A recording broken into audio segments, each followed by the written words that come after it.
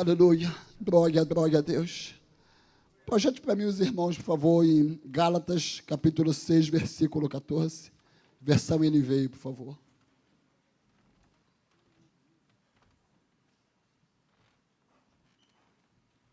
Amém? Apóstolo Paulo fala, quanto a mim, que eu jamais droguei, a não ser na cruz do nosso Senhor Jesus Cristo, por meio da qual o mundo foi crucificado para mim e eu para o mundo. Podeis assentar em nome do Senhor. Pode deixar o texto aqui na tela, por favor. Paulo nos chama a atenção, irmãos, que ele não buscava a droga de homens. Paulo não se preocupava com aquilo que os homens pensavam dele na atmosfera natural, porque Paulo sabia que a recompensa dele estava na cruz de Jesus.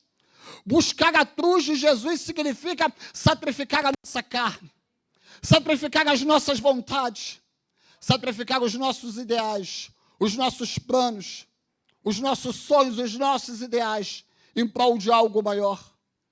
Quando Paulo diz que ele não se drogueava, a não ser na cruz de Jesus Cristo, ele entendeu que se ele verdadeiramente não se poste diante da cruz, não levasse as suas emoções diante da cruz, ele seria refém daquele mundo. E muitas vezes é isso que nos faz refém desse mundo, dos sentimentos, mágoa, tristeza, ódio, depressão, angústia, amargura, porque não submetemos verdadeiramente a nossa vida na cruz do Calvário. Quando nós levamos a nossa vida à cruz do Calvário, estamos dizendo para o mundo que não há nada mais do mundo em nós.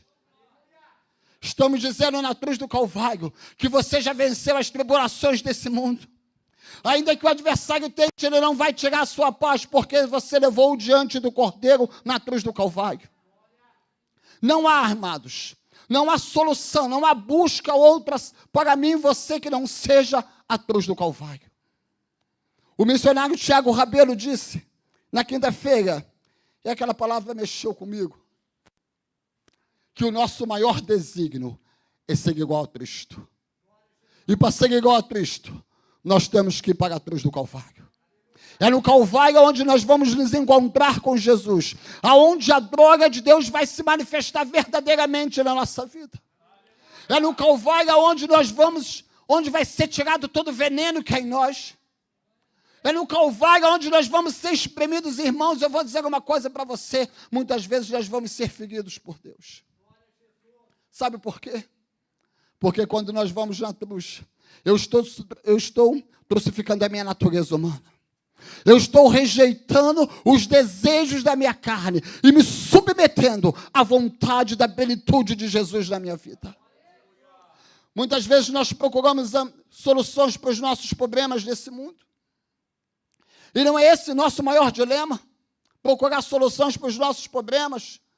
E aí agora tem tanta doença moderna que a gente nem conhece mais o nome. Tem uma...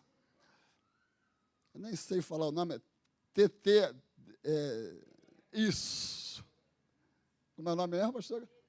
Isso aí, TDAH. Caramba, é muita coisa. É muita letra. Fala aqui, pastor, que eu não vou conseguir falar isso, não. Aí vou ficar aqui a noite toda e não vou falar. TDAH. Caraca, o negócio é complicado, né? E as pessoas procuram médico, psiquiatra. Psicólogo, irmão, não estou dizendo que psicólogo e psiquiatra não deve ser procurado. Eu não estou dizendo que ninguém tem que procurar médico. Mas quando alguém fala para mim, eu estou doente, eu não vou na igreja e falo, você está errado, a igreja é o local de cura. Amém? A igreja é o local de cura. Porque o médico dos médicos está nesse lugar. E não há enfermidade que ele não possa curar. Não há mal que ele não tenha solução. As pessoas querem buscar sempre algo para ter solução na sua vida. Mas a solução é tão fácil. É somente ir para a cruz. Mas ir para a cruz tem um preço. Ir para a cruz tem um sacrifício. Só tem um caminho, sem volta. Na cruz você vai ter que se despir verdadeiramente diante de Deus. Você vai ter que tirar todas as suas vestes. Eu não estou falando essa veste natural de pano, não. Você vai ter que revelar o íntimo do seu coração para ele. E você vai dizer, ele já sabe, mas ele quer ouvir de você. Porque quando nós falamos, irmãos, nós estamos declarando diante dele a nossa fraqueza, a nossa debilidade, e pedindo que ele reforce o nosso espírito. E eu e você fomos chamados para isso. Para governar com Cristo nas regiões celestiais. Os prefeitos, governadores, deputados, presidentes são eleitos por nós para governar nesse mundo terreno. E eles não podem fazer nada, a não ser aquilo que os homens pedem. Mas eu e você, nós fomos eleitos por Jesus como igreja. Como igreja, ele nos elegeu para governar com Cristo nas regiões celestiais. E como você governa com Cristo nas regiões celestiais, com decretos, com a palavra de Deus, elevando a sua vida no Calvário, na cruz de Jesus Cristo, como disse Paulo, você vai exercer autoridade de igreja de Cristo e governar nas regiões celestiais. Esse é o decreto que foi delegado a nós por Jesus, governar com ele por meio das regiões celestiais. E nós temos que exercer esse governo, irmãos. Muitas das vezes nós somos roubados pelo nosso inimigo, porque não governamos com Cristo. Até o momento que você quer governar com as suas forças naturais, você vai ser abatido pelo seu adversário. Mas quando você se afasta, vai para o Calvário, você vai governar com Cristo. Quando você vai para o Calvário, a cruz do Calvário é onde Jesus triunfou sobre Satanás, aonde ele destronou principados e potestades e triunfou sobre eles. A cruz do Calvário, quando você vai ao Calvário, o adversário olha e sabe que ele não tem mais poder sobre a sua vida. Quando você vai até o Calvário, você está chamando o sacrifício de Jesus como redenção sobre a sua vida. Quando você vai ao Calvário, a sua casa é alcançada por Cristo. Porque os adversários que rondam através do nosso sangue são derrubados da cruz do Calvário. Se eu fosse pregar durante um ano uma só palavra, eu pregaria cruz do Calvário. Durante um tempo, eu e a profeta Rosângela nos fizemos um propósito de orar 1/3 do dia. Tirávamos 8 horas do dia para orar. Irmãos, é difícil. É difícil, porque chega uma hora que você fala, Senhor, já pedi tudo, já falei tudo, não tem mais nada para falar contigo. O que eu vou falar agora? E o Senhor dizia, detrague a minha palavra. Detrague a minha palavra. Vá à cruz do Calvário. Vá para a cruz. Vá para a cruz. E durante esses período que nós ficamos chegando 8 horas, 1/3 do dia de oração, nós começamos a descobrir na palavra decretos, segredos que estão ocultos, mas estão ocultos porque muitas vezes nós não vamos ao Calvário. Nós queremos buscar solução do mundo para os nossos problemas, irmãos. Você e eu temos que lembrar uma coisa. Nós somos de uma origem celestial. Ainda que nós vivemos aqui na terra, mas a nossa realidade não é essa. Vivemos no mundo que a nossa realidade é em outro plano espiritual.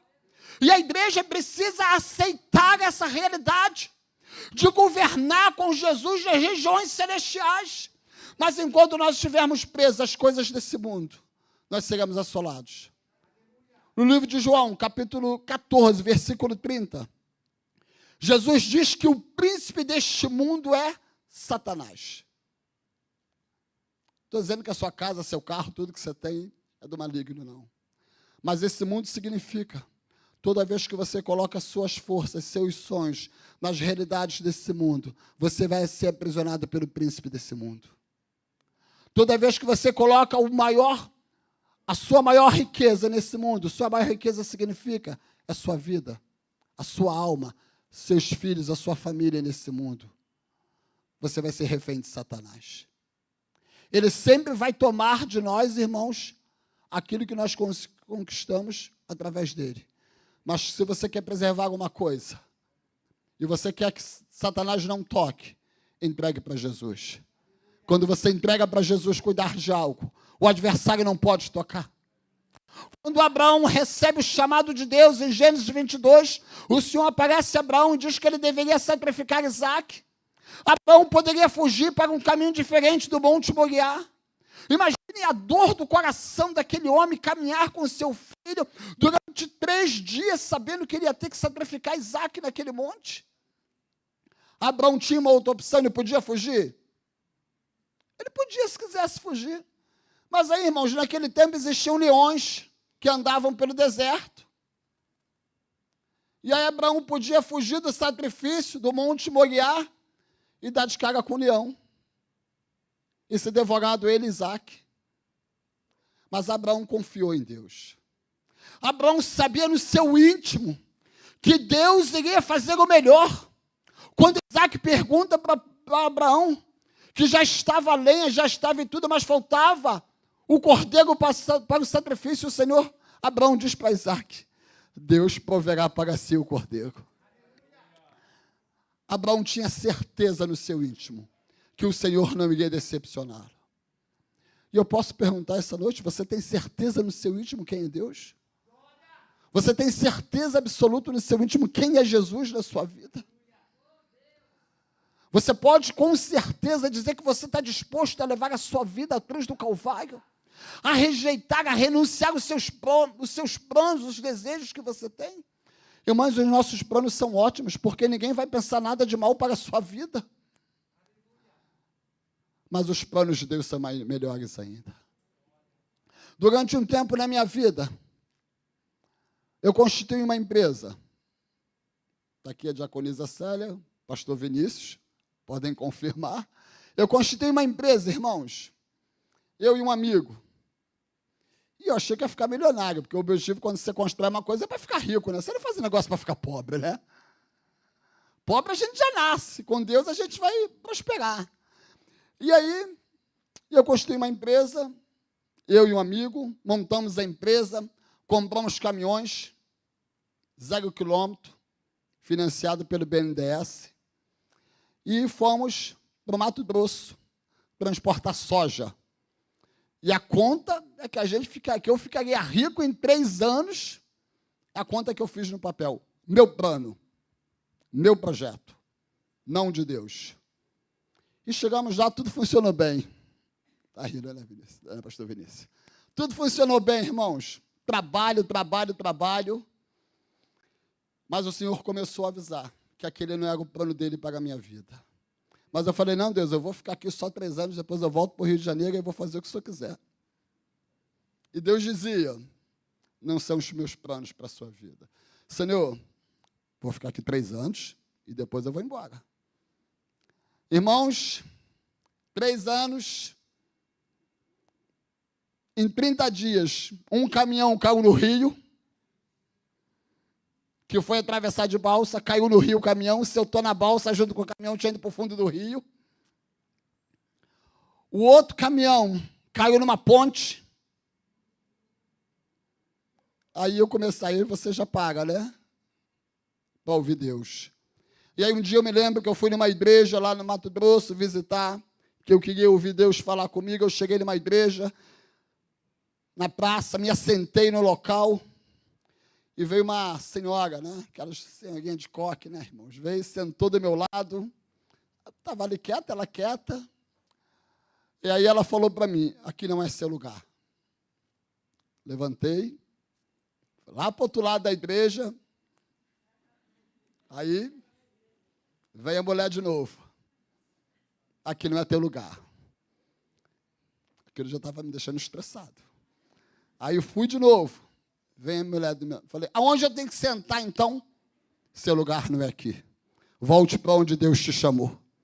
Volte para onde Deus te chamou e não se preocupe com aquele que ficou para trás. Porque Deus não deve nada para ninguém. Deus não deve nada para ninguém. Volte para onde você não deveria ter saído do seu lugar, aonde Deus vai te usar, onde Ele vai erguer, onde Ele vai te levantar para que você possa levantar outros. E eu voltei. Voltei para o Rio de Janeiro. Quando eu estou voltando para o Rio de Janeiro, o avião está descendo ali no aeroporto Santos Dumont, o piloto perde o controle, o avião bate a primeira vez, eu falei, pronto, Jesus, agora danou tudo. Vai explodir o avião, ainda vou morrer ainda. Mas é o preço quando você sai do plano de Deus. Quando você deixa de fazer aquilo que Deus determinou para a sua vida. Querido, ainda que você não saiba, quero te dizer uma coisa, há um plano de Deus para a sua vida. Talvez você ainda não descobriu, mas há um plano de Deus para a sua vida. Tudo já está determinado desde o dia do seu nascimento. Todas as coisas, todas as etapas que você ia passar, já foram definidas por Deus. Voltei para o Rio de Janeiro. E aí eu falei, bom, agora tem que orar, né, para ver o que Deus quer. E aí comecei a orar. E naquele tempo só eu buscava Jesus em casa, né? Eu fui o primeiro. E não era muito fácil. Porque às vezes eu tinha que fugir para o monte para poder dormir. Eu saía de casa às vezes meia-noite, 11 horas, 2 horas da manhã para poder dormir, devido às lutas, às tribulações. Com o passar do tempo, o Senhor fez uma promessa para mim, que toda a minha família seria salva. Aí eu, amém, Senhor, eu creio, mas como é que eu vou fazer isso? Sozinho. E um por um, irmãos, foram vindo para o caminho do Senhor. Primeiro veio a diaconisa Célia, seguido o pastor Vinícius e a diaconisa Vânia. E por último, a minha mãe, antes de partir, aceitou o Senhor. Mas tudo na nossa vida é um preço. Eu te pergunto, você está disposto a renunciar os seus sonhos e para a cruz do Calvário, para que a vontade da plenitude de Jesus se cumpra na sua vida? Amém? Para cumprir a vontade de Deus na nossa vida e nós alcançarmos almas, nós vamos ter que ir para a cruz do Calvário. Toda essa estrutura, irmãos, é resultado da cruz do Calvário. O apóstolo Robson teve que ir para o Calvário. Teve que sacrificar os sonhos, pensamentos, desejos, inteligência, tudo, para se submeter à vontade de Jesus. Para que na cruz do Calvário, Jesus pudesse erguer como Ele queria. Não há outro caminho para mim e você, que não seja ir para o Calvário. Mas quando nós vamos para o Calvário, toda a nossa estrutura humana é quebrada e destruída, porque Deus começa a fazer uma nova estrutura dentro de nós, toda a nossa resistência. Se você é impaciente, Ele vai te dar paciência. Se você é nervoso, você vai ficar calmo. Se você é agitado, Ele vai tirar a agitação. Se você é enfermo, a cruz do Calvário vai te curar também, porque a cruz foi onde Jesus foi pregado com aqueles pregos. Quando nós vamos para o Calvário, os pregos que pregaram os pés dele irão passar os nossos pés. Significa o quê? Que os nossos passos serão os passos de Cristo. A coroa de espinho que estava sobre a cabeça dele virá sobre nós, para que os pensamentos de Cristo possam adentrar no nosso ser e nós possamos não viver nesse mundo, mas conhecer a realidade do céu. Os pregos que estavam na mão virão sobre nós, para que quando você aceite verdadeiramente o sacrifício do Calvário, você vai impor a mão sobre os enfermos, eles vão ser curados, os aleijados, os paralíticos vão ser levantados da cadeira de roda. Isso é o que Deus tem para nós, igreja. A manifestação da sua droga, o seu poder. Mas o preço para isso, cruz do Calvário. Sem ir para a cruz, nós vamos viver nesse mundo com sofrimento, desilusões, angústia. Mas ir para a cruz é uma recompensa. Na primeira carta do apóstolo Pedro, capítulo 1, versículo 3.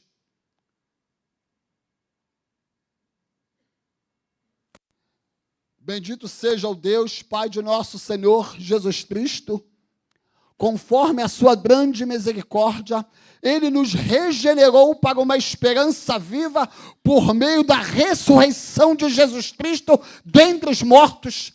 Quando você vai para o Calvário, há uma regeneração que acontece no seu ser. Ou seja, como Cristo padeceu no Calvário, você vai padecer, mas eu quero te lembrar, Ele ressuscitou no terceiro dia.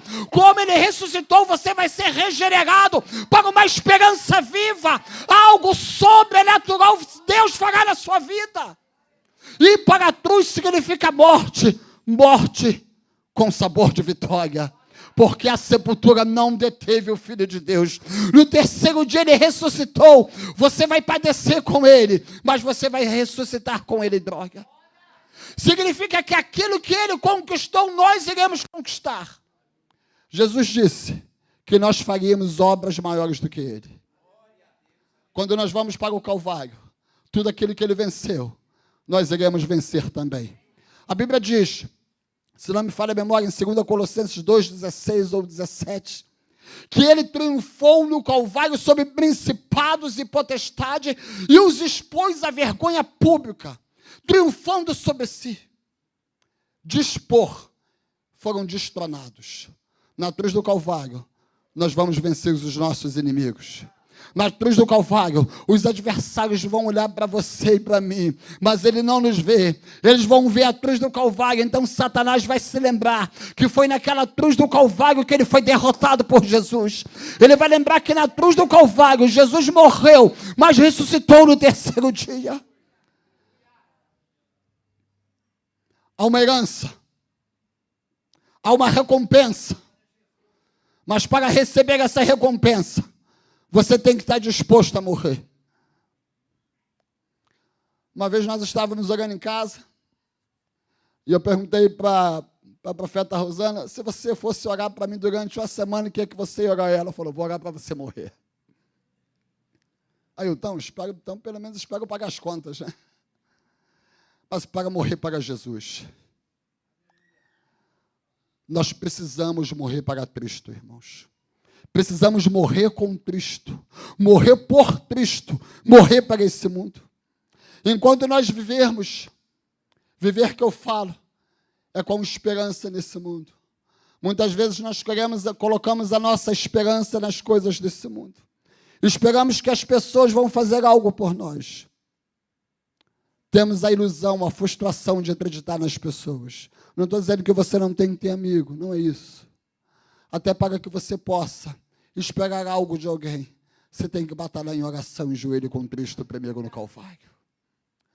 Porque o adversário da nossa alma, Satanás, ele cega o nosso entendimento e faz com que eu e você, que fomos feitos à imagem e semelhança de Cristo, não entremos em comunhão para viver a plenitude de Jesus. Coloquem para mim Atos 2, 42, por favor.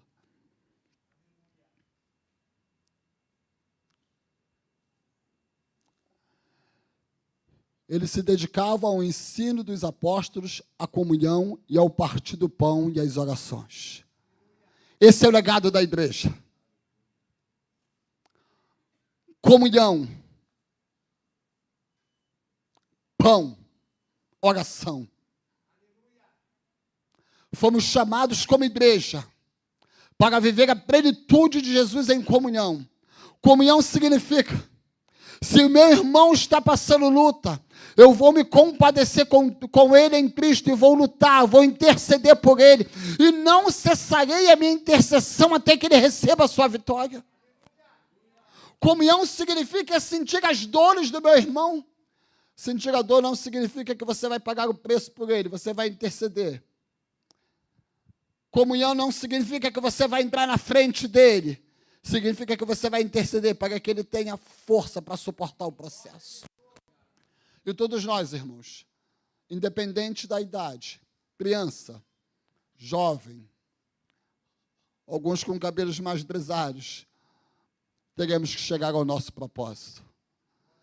E para chegar ao propósito, Deus tem que sentir confiança em mim e em você. Deus tem que olhar para nós e confiar verdadeiramente. Ele tem que olhar no fundo dos nossos olhos e ter a certeza, a convicção que Ele pode confiar no meu caráter, na minha idoneidade. Que aquilo que Ele depositar sobre mim, eu não irei desanimar, eu não irei lançar fora como os muitos, mas eu irei suportar o peso, irei suportar as pressões desse mundo para cumprir o fiel propósito dEle na minha vida. Fique com essa pergunta. Deus pode confiar em você?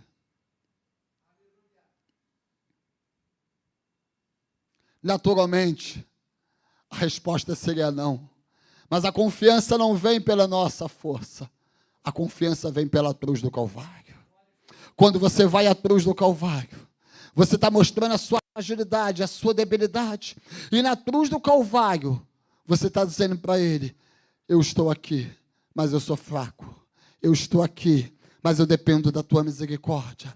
Eu estou aqui, mas eu dependo da tua graça. Eu estou aqui, eu dependo da orientação do Espírito Santo. Eu estou aqui, eu dependo que o Senhor libere seus anjos para me ajudar. Eu estou aqui, aumenta a minha esperança. Não me deixe ser envergonhado da esperança. Eu estou aqui, não me deixe desanimar. Eu estou aqui, segure na minha mão até o fim. Ir no Calvário mostra, ir na cruz de Jesus, mostra a nossa determinação e a nossa confiança nele. Quando nós vamos para o Calvário, sepultamos a nossa carne, sepultamos em Cristo as nossas vontades, passamos a ser dependentes de Deus. E ser dependente de Deus é muito difícil, irmãos. Não é fácil. Porque ser dependente de Deus, você tem que estar atento a ouvir o que o Espírito vai dizer. E para você, como você ouve o Espírito Santo falar, você tem que estar com os ouvidos atentos. E como você fica com os ouvidos atentos? Na oração. Na busca constante pela presença do Espírito Santo. Mas quando nós dedicamos a nossa vida verdadeiramente a ouvir a voz do Espírito Santo, a ser conduzido por Ele, vamos passar dificuldades, lutas, sim. Mas nós iremos vencer a tribulação desse mundo. Billy Graham disse, o grande evangelista Billy Graham, que ele leu tanto a palavra, que tantas vezes que ele leu a Bíblia repetidamente, que tinha situações que ele não conseguia mais fazer, porque o Espírito Santo gerava um constrangimento nele. Ele disse que quando ele levantava de manhã, automaticamente ele era levado a um local da casa dele, onde ele se debruçava para orar e buscar a presença de Deus, porque o Espírito Santo já incomodava, já constrangia ele, pela intimidade que ele tinha com a palavra de Deus. A maior libertação na nossa vida, amados, será pela manifestação do poder da palavra para nós. É a palavra que vai nos libertar. Como disse o profeta Jeremias, no capítulo 23, versículo 29, se não me falha a memória. Podem projetar para nós, por gentileza? Jeremias 23, 29.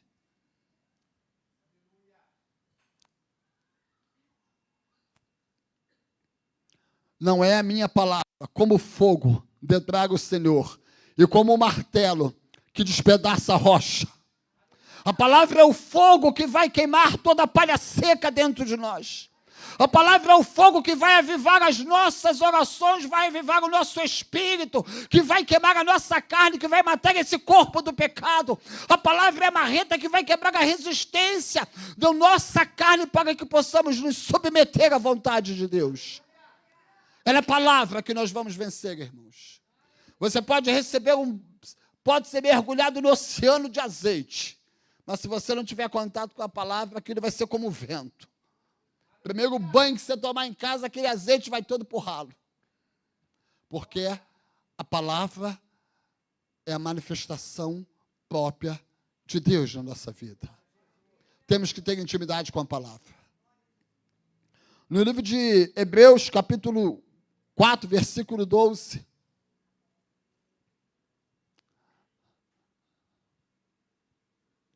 Pois a palavra de Deus é viva, eficaz e mais afiada de qualquer espada de 2 gumes. Ela penetra a ponto de dividir alma e espírito, juntas e medulas, e é apta para julgar os pensamentos e as intenções do coração. Mais afiada do que qualquer espada é a palavra. Ou seja, ela vai penetrar nas regiões do nosso corpo ocultas. Vai tirar sentimentos que nem você conhece, que há no seu coração. Ela vai discernir entre a sua alma e o seu espírito. A briga que há entre buscar a Deus ou buscar as coisas desse mundo.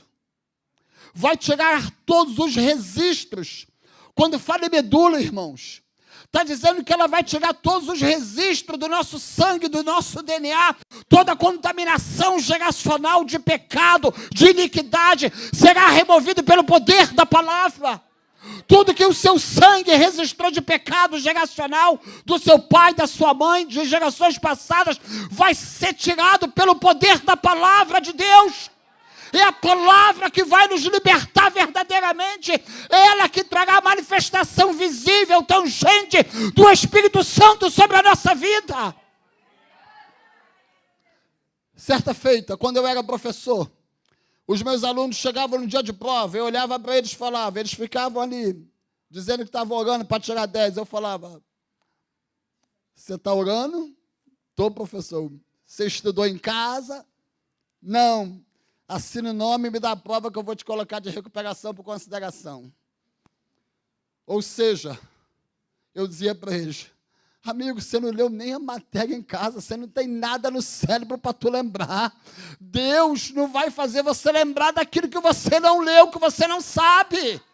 Mas quando você lê a palavra, vai vir a luta, vai vir o diabo, vai vir o inferno, alguém vai te oprimir, o Espírito Santo vai lembrar no seu coração, fica na minha palavra, resiste na minha palavra, resiste na minha palavra, resiste na minha palavra, que eu vou te guardar. Quando você tem intimidade com a palavra, o Espírito Santo se derrama sobre o seu coração e traz a revelação do que a palavra quer fazer na sua vida. Jesus disse em João 14, 26, eu amo essa palavra.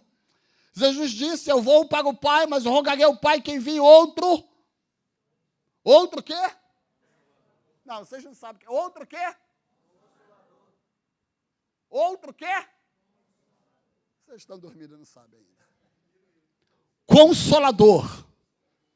Consolador é quem traz consolo, é quem aconchega, é quem fica próximo, ele pega no colo, ele passa a mão nos cabelos, na cabeça, para que você para sentir próximo, para saber que ele tem zelo, que ele tem cuidado. Jesus falava que o Espírito Santo viria para trazer consolo, mas para ele vir sobre mim e você trazer consolo, nós temos que ter intimidade com a palavra.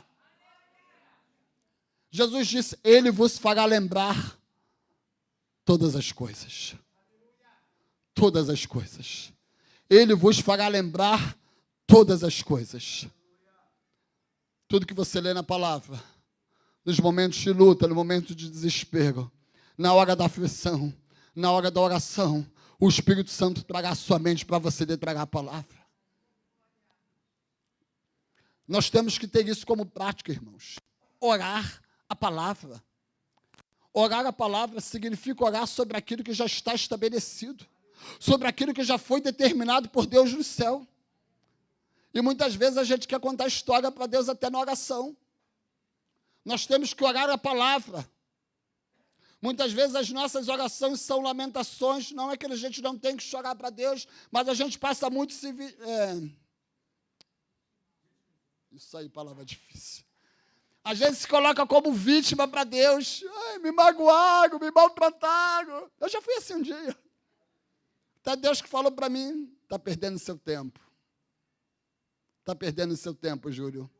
Fazendo choro. Nós temos que nos render verdadeiramente a Deus. Não seja vítima. Não seja vítima. Porque no céu não é um berçário. Não seja vítima, porque no céu não há treche. Não seja vítima, porque Deus não é babá. Seja um homem, uma mulher determinada a tomar uma posição diante de Cristo. Enquanto você se passa por vítima, pobrezinho, coitadinho, fizeram isso comigo, você perde a oportunidade de se apresentar ao Cordeiro de Deus. Quando nos colocamos como vítima, irmãos, sempre nós vamos acusar alguém. Quando Deus aparece para Adão na virada do dia, e Deus pergunta para Adão, o que fizeste? Adão primeiramente culpa a Deus. Se colocar como vítima, significa que sempre nós vamos achar alguém para ser culpado pelas nossas ações. Nós somos vítimas das nossas escolhas. Significa, aquilo que você escolher de bom, você vai colher o fruto. Mas aquilo que você escolher de ruim, você vai colher o fruto amargo. Só tem uma diferença com Jesus. O fruto amargo que eu plantei lá no passado, quando eu não conhecia ele, e vou colher hoje, ele vai colocar mel para que aquele fruto seja doce, porque eu estou na presença dele. Mas o fruto amargo que eu planto hoje, pela minha desobediência, minha rebelião com a palavra dele, eu vou colher o fruto amargo. E há algo que nós possamos dizer, irmãos, que Deus não nos alertou? Há algo que nós possamos dizer que o Espírito Santo não nos falou que não deveríamos fazer? Alguém pode dizer que Deus não lhe alertou? Em tudo o Senhor nos alerta. Em tudo somos alertados por Ele. No livro de Eséias, capítulo 4, versículo 6.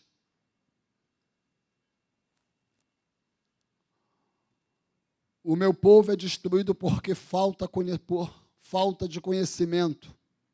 Uma vez que vocês rejeitaram o conhecimento, também hoje rejeito como meus sacerdotes. Uma vez que vocês se esqueceram da lei do seu Deus, eu também me esquecerei dos seus filhos. A palavra conhecimento, troque pela palavra conhecimento por luz. Conhecimento. Precisamos trazer a luz de Jesus Cristo para dentro da nossa vida, da nossa casa. Conhecimento está relacionado à iluminação, à luz. Jesus disse que ele era a luz desse mundo. As áreas onde Cristo não governa a nossa vida, é porque essas áreas estão em trevas. Necessitam ser iluminadas, transformadas pelo poder da palavra de Deus. Nós precisamos continuamente, irmãos, buscar a revelação de Deus para a nossa vida por meio da palavra. A palavra que vai nos revelar qual é a boa, perfeita, agradável vontade de Deus para a nossa vida. E quando essa revelação vem, ele vai nos instruir a como devemos nos posicionar. Mas quando vem a revelação da palavra, ela vai nos constranger. Ela vai constranger a nossa alma. Ela vai fazer-nos olhar para dentro de nós e rejeitar tudo aquilo que nós somos ou praticamos e nos fazer a voltar à vontade de Deus na nossa vida. E se submeter à vontade de Deus significa levar a nossa vida à cruz do Calvário. Na cruz começa tudo e tudo termina na cruz. Começa tudo na cruz, porque foi na cruz que Jesus derrotou o adversário da nossa alma.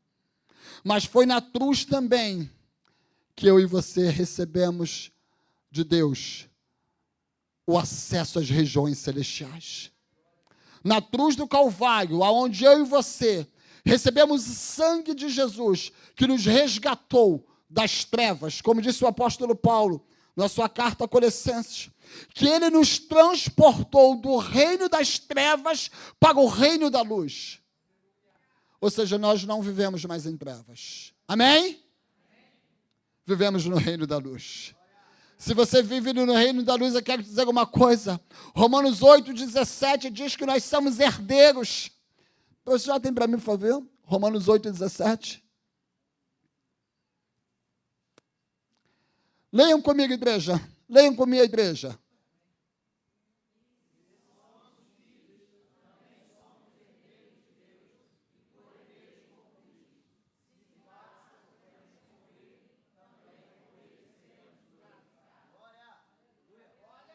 Somos herdeiros de um reino. Você é herdeiro de um reino, mas nós temos que mudar a nossa mentalidade, deixar de ser bastardo para ser filho. Somente quem é filho pode ser herdeiro. Mas se você tem a mentalidade de bastardo, você vai se comportar como bastardo, como alguém que não é herdeiro. Se você anda com um rato, você vai achar que é um rato. Se você anda com um cachorro, você vai achar que é cachorro. Se você anda com águia, você vai querer andar nos lugares altos. Você é herdeiro de um reino inabalável. Você é co-herdeiro de Cristo. Significa que aonde Jesus está, você também pode estar assentado. Aonde Jesus governa, você também pode governar. A mesma autoridade que foi dada a Jesus é delegada a nós como igreja, de governar nas regiões celestiais. Então você tem a autoridade de Cristo, de governo nas regiões celestiais. E quando nós somos feitos herdeiros, irmãos, ouça com atenção, quando você é feito herdeiro, você recebe uma herança. Essa herança não pode ser roubada de você. Ninguém poderá tirar essa herança de você, mas nós, com as nossas ações, podemos abrir mão dessa herança. E quando nós abrimos mão dessa herança, deixamos de governar com Cristo nas regiões celestiais. Foi dado à igreja esse poder de governar com Cristo nas regiões celestiais. Precisamos exercer essa autoridade de governo. Os homens governam com leis humanas. Nós governamos sobre a lei de Cristo. Quando mesmo o governo dos homens, o profeta Jezebel governava com Acabe. Jezebel achava que governava com Acabe Israel. Mas Elias governava Israel por meio das regiões celestiais com os decretos do céu. Eu te convido a ser Elias sobre a sua vida. Seja Elias sobre a sua casa, sobre a sua família. Não olhe as circunstâncias, olhe aquilo que Cristo revelou que você é. Não acredite naquilo que você acha, naquilo que dizem. Acredite naquilo que Deus disse que você é. Você foi chamado a herdeiro. Você é imagem, semelhança do Deus vivo. A você foi dado o direito, o poder, a autoridade de governar nas regiões celestiais. Comece a exercer esse governo sobre a sua casa, comece a exercer sobre a sua família esse governo, sobre a rua que você mora, sobre o seu local de trabalho, sobre o seu casamento, sobre os seus filhos. Decrete sobre os seus filhos que eles são herança, são bênção de Deus para a sua vida, e que você não aceita mais que Satanás prendam eles em cativeiro. Decrete sobre a sua casa, sobre o seu casamento, que o seu casamento foi feito debaixo da revelação do Espírito Santo, e como herdeiro de Deus, você ordena que o diabo se afaste. Decrete, igreja, como herdeiro de Deus. Decrete: eu sou herdeiro. Não, vocês não acreditam. Eu sou herdeiro. Eu sou herdeiro. Eu sou herdeiro de um reino inabalável. Amém. Você crê nessa palavra? Que você é herdeiro de um reino inabalável? Você crê que você pode governar com Cristo, ainda que a realidade sejam os seus olhos naturais, mas você tem que governar com os olhos espirituais. Você tem que subir nos lugares altos. Significa subir nos lugares altos é você dobrar o joelho e declarar com a sua boca: Senhor, eu subo nas regiões celestiais, aonde o Cordeiro me assentou, e com a autoridade do trono de Cristo, eu decreto sobre a minha casa, sobre a minha família, e exercer o governo debaixo da autoridade de Jesus Cristo. Nós temos que subir foi dada essa autoridade a esse ministério. Foi delegado sobre o apóstolo Robson e a todos nós que estamos debaixo desse manto de paternidade.